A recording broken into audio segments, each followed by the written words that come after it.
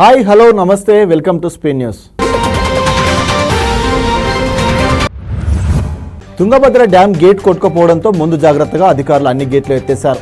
1,00,000 క్యూసెక్కుల జలాలను దిగువకు విడుదల చేస్తున్నారు. కర్ణాటక మంత్రి శివరాజ్ అక్కడ పరిస్థితిని సమీక్షిస్తున్నారు.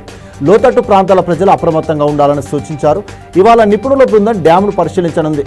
గేట్ కొట్టుకుపోవడంతో కర్నూలులోని పలు మండలాలకు అధికారులు హెచ్చరికలు జారీ చేశారు. రోజు టిఫిన్గా ఇడ్లీ, దోశ తదితరమైనవి తినడం ఎక్కువ మందికి అలవాటు. దీనివల్ల అరగంటలోనే మధుమేహం పెరిగిపోతుందని జీర్ణకోశ వైద్య నిపుణులు చెబుతున్నారు. దానికి ముందుగా ఏదైనా ఒక పండును తింటే టిఫిన్ తర్వాత షుగర్ కంట్రోల్లో ఉంటుందని సూచిస్తున్నారు.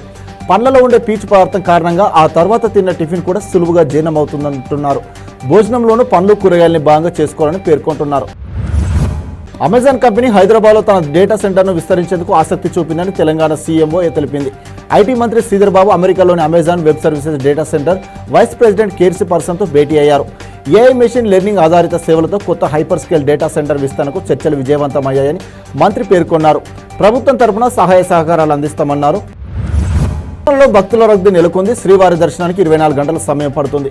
అన్ని కంపార్ట్మెంట్లు భక్తులతో నిండిపోయాయి. ఏటీజీహెచ్ అతిథి గృహం వరకు భక్తులు లైన్లో వేచి ఉన్నారు. నిన్న 79,313 మంది స్వామివారిని దర్శించుకున్నారు. 39,344 మంది తలనీలాలు సమర్పించారు. హుండీ ఆదాయం నిన్న 3.65 కోట్లు వచ్చింది. ఏపీలో కొత్త ఓటర్ల నమోదు, పాత ఓటర్ల జాబితాలో సవరణలకు ఈసీ షెడ్యూల్ ప్రకటించింది. ఈ నెల 20 నుంచి ఈ BLO ఇంటింటా సర్వే నిర్వహించనున్నారు. వచ్చే ఏడాది జనవరి 1 నాటికి 18 ఏళ్లు నిండేవారు కూడా ఇప్పుడే ఓటరు నమోదు చేసుకోవచ్చు. అక్టోబర్ 18 నాటికి ప్రక్రియ పూర్తి చేసి అదే నెల 29న ముసాయిదా ఓటర్ల జాబితా విడుదల చేస్తారు. నవంబర్ 28 వరకు అభ్యంతరాలు స్వీకరిస్తారు. జనవరి 6న తుది ఓటర్ల జాబితా ప్రకటిస్తారు. రాజకీయ విభేదాల వల్ల తెలంగాణ బ్రాండ్ దెబ్బతినకూడదని కేటీఆర్ అన్నారు. తెలంగాణ ప్రభుత్వం ఇచ్చిన హామీలు నెరవేర్చకపోతే అమర్రాజ కంపెనీ మరో రాష్ట్రానికి వెళ్లవచ్చని సంస్థ చైర్మన్ గల్లా జయదేవ్ వ్యాఖ్యానించిన వార్తను ఎక్స్లో షేర్ చేశారు. 9,500 కోట్ల పెట్టుబడులకు అమర్రాజా సంస్థను ఒప్పించాం. ప్రభుత్వం ఈ డీల్ను కొనసాగించాలి. రాష్ట్రం అప్పుల్లో కూరుకుపోయిందంటూ ప్రకటనలు చేయడం సీఎం మానుకోవాలని పేర్కొన్నారు.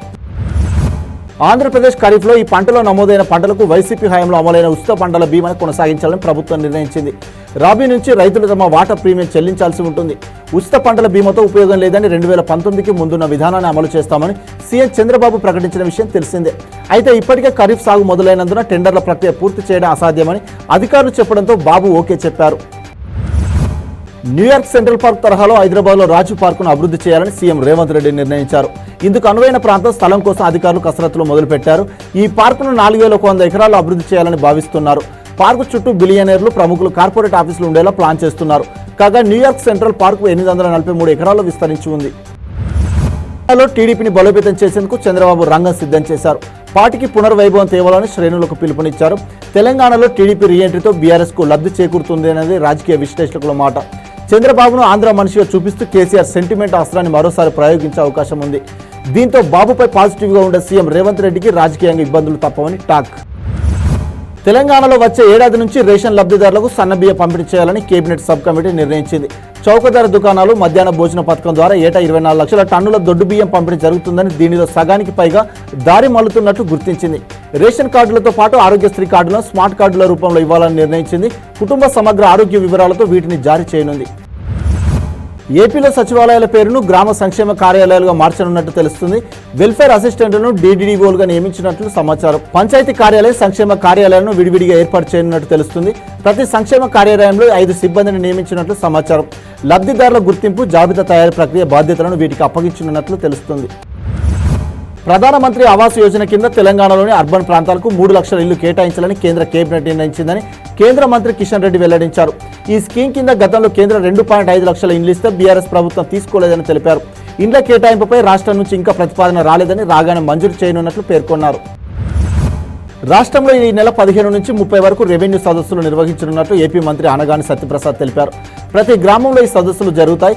భూ ఆక్రమణలు, 22A భూముల ఆక్రమణలతో పాటు పలు రెవెన్యూ సమస్యలపై ప్రజల నుంచి ఫిర్యాదులు స్వీకరిస్తాం. ఆ ఫిర్యాదులను విచారణ జరిపి ఆన్లైన్ చేసి పరిష్కరిస్తామని మంత్రి వివరించారు. పద్మశ్రీ అవార్డు గ్రహీత సునీత కృష్ణన్ ఎక్స్లో అడగగానే అపాయింట్మెంట్ ఇచ్చిన ఏపీ సీఎం చంద్రబాబుపై నెటిజన్లు ప్రశంసలు కురిపిస్తున్నారు. 2 విషయాలపై చర్చించాలని, అందుకు సీఎం అపాయింట్మెంట్ కావాలని ఆమె ట్వీట్ చేశారు. దీనికి స్పందించిన సీఎం చంద్రబాబు ఈ నెల 13న మధ్యాహ్నం 2 గంటలకు అపాయింట్మెంట్ ఇస్తూ రిప్లై ఇచ్చారు. తమిళనాడులో పార్టీ నాయకుడిని కలవడమే కష్టం, అపాయింట్మెంట్ పొందడం అసాధ్యమని ఓ నెటిజన్ ట్వీట్ చేశారు. నర్సాపూర్ ఎక్స్ప్రెస్ లో దొంగలు చోరీకి యత్నించారు. ఆంధ్రప్రదేశ్లోని పల్నాడు జిల్లా నడికుడి రైల్వే స్టేషన్ వద్ద ఈ ఘటన చోటు చేసుకుంది. రైలులోని B5, S10, S13 బోగిలో దోపిడీకి దొంగలు ప్రయత్నించారు. గొలుసు చోరీకి యత్నించడంతో ఓ మహిళ కేకలు వేసింది. వెంటనే RPF సిబ్బంది అప్రమత్తం కావడంతో దొంగలు పరారయ్యారు. రైలు దిగి పారిపోతూ ప్రయాణికులపైకి రాళ్లు రువ్వారు. రైలు నర్సాపురం నుంచి లింగంపల్లి వెళ్తుండగా ఈ ఘటన జరిగింది. జూనియర్ ఎన్టీఆర్, జాన్వీ కపూర్ జంటగా నటిస్తున్న దేవరా మూవీ గురించి సినిమాటోగ్రాఫర్ రత్నవేలు క్రేజీ అప్డేట్ ఇచ్చారు. చిత్రంలో దుమ్ము రేపే ఓపెనింగ్ సాంగ్ షూటింగ్ మొదలైనట్టు వెల్లడించారు. విజువల్స్ అద్భుతంగా ఉన్నాయని, తారా గ్రేస్ మూవ్మెంట్స్ కి ఫ్యాన్స్ కేరింతలు కొడతారని తెలిపారు. సెట్స్ లో దిగిన తన ఫోటోను షేర్ చేశారు. కాగా మూవీ నుంచి విడుదలైన చుట్టమల్లె సాంగ్ రికార్డులు సృష్టిస్తున్న విషయం తెలిసిందే. 2 రోజుల కిందట నాగ చైతన్య, శోభిత ఎంగేజ్మెంట్ అయింది. ఈ విషయాన్ని తొలుత చైతు తండ్రి నాగార్జున అధికారికంగా ప్రకటించారు. అయితే తాజాగా ఆయన తన ఫేస్బుక్ ప్రొఫైల్ డీపీ మార్చారు. ఎంగేజ్మెంట్ లో చైతు, శోభితతో పాటు అమల, అఖిల్తో కలిసి ఆయన దిగిన ఫోటోను నాగ్ డీపీగా పెట్టుకున్నారు. దీంతో సూపర్ ఫ్యామిలీ అంటూ ఆయన ఫ్యాన్స్ కామెంట్స్ చేస్తున్నారు. Super star Mahesh Babu, Krishna Vamsi combination లో తెరకెక్కిన మురారి మూవీ రిలీజ్ దుమ్ము రేపుతోంది. థియేటర్ల వద్ద అభిమానులు హంగామా చేస్తున్నారు. ఈ క్రమంలో మురారి ప్రదర్శితమవుతున్న ఓ థియేటర్లో ప్రేమికులు పెళ్లి చేసుకున్నారు. దీనిపై కృష్ణవంశీ ఘాటుగా స్పందించారు. ఇది చాలా చెత్త నిర్ణయం, మన సంస్కృతి సంప్రదాయాలను అవమానించడమే. దయచేసి ఇలాంటివి మళ్ళీ రిపీట్ చేయొద్దని ఆయన ట్వీట్ చేశారు. భారత్ తరపున 3 ఫార్మాట్లలో ఆడాలని ఉందని team India T20 captain Suryakumar Yadav తన మనసులో మాట బయటపెట్టారు.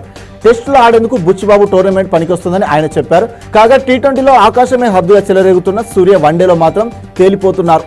పేలవ ఆట తీరుతో నిరాశపరుస్తున్నారు. వన్డేలతో పాటు టెస్టులకు ఆయనకు సెలెక్టర్లు పరిగణలోకి తీసుకోవడం లేదు.